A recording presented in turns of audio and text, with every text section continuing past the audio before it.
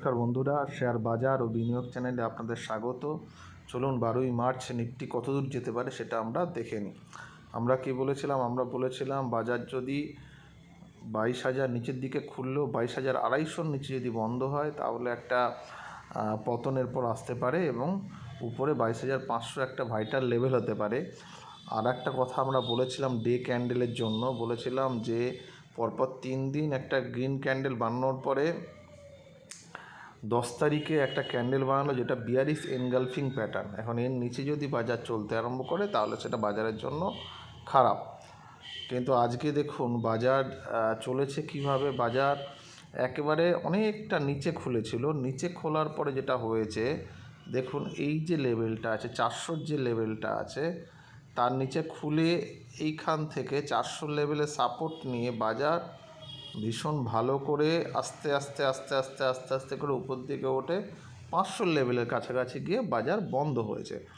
আপাতদৃষ্টিতে যদি দেখে মনে হয় তাহলে বাজারের যে মুভমেন্ট আজকে দিয়েছে সেটা বেশ ভালো।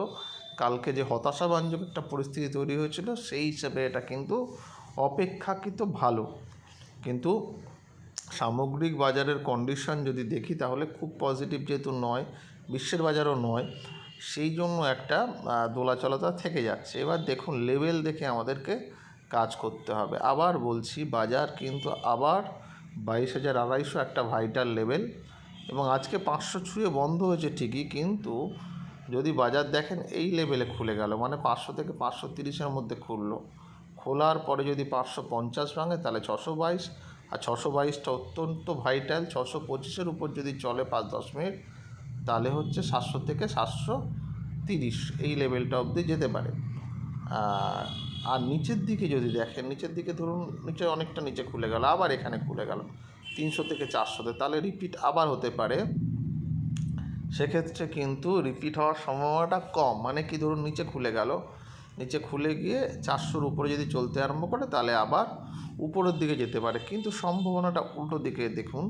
সেটা হচ্ছে এইখানটায় খুলে এখান নিচে খুললো, নিচে খোলার পরে 368, ধরুন 350 ভেঙে গেল, 350 কিন্তু ভাঙলে বাজার 22,250 অবধি যাবে এবং 250 ভাঙলে আমি বলেছি আবার করে 22,147 চলে যেতে পারে। তবে যাই হোক বাজার কিন্তু খুব ছোট রেঞ্জে থাকবে না এবং 3 দিন একটা ভালো মুভমেন্ট আমি বললাম দিয়েছে। দেওয়ার পরে বাজার নিচে বন্ধ হয়ে কালকে আজকে বাজার কিন্তু যেখানে বন্ধ হয়েছে সেটাই কিন্তু দিনের হাই, এটাই একটা পজিটিভ দিক। তবে বাজারে যেভাবে ফল হয়েছে দেখুন, এখান থেকে মানে 23,807 থেকে পুরো স্ট্রেট করে একটা ভীষণ বড় রকমের ফল হয়েছে।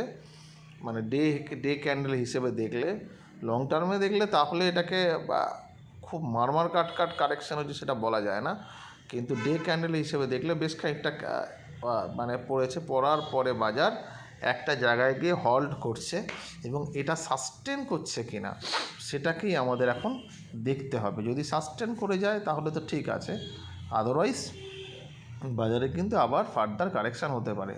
তবে আজকে যেটা দেখলাম বিশ্বের বাজারের সঙ্গে তুলনা করে, বিশ্বের বাজারে যতটা ফল হয়েছে ততটা ভারতের বাজারে হয়নি বা একটু পজিটিভও হয়েছিল। তার বড় কারণ হচ্ছে ভারতের বাজার অনেক দিন ধরেই নেগেটিভে ছিল, ফলত আগে থেকেই এটা রিট্রেস হয়ে বসে আছে বলেই অনেকটা পড়েনি। যদি সেই হিসেবে দেখা যায় তাহলেও কিন্তু পরবর্তীকালে বাজারে যদি একটু চেষ্টা করবে কোথাও না কোথাও একটা সাপোর্ট নেওয়া, ঠিক আছে। আমরা বলতে চাইছি এরপরে যে লেভেলটা সাপোর্ট নেওয়ার জায়গা সেটা হচ্ছে 22,250 এবং তার নিচে যে লেভেলটা খুব ভাইটাল হবে সেটা হচ্ছে 21,950, ঠিক আছে। 21,950 ভেঙে গেলে কিন্তু মানে এই যে লোটা আছে এইটা যদি ভেঙে যায় তাহলে কিন্তু আমরা আরও 700 থেকে 800 পয়েন্টের একটা ফল দেখতে পারি, ঠিক আছে। দেখা যাক কালকে কী হয়।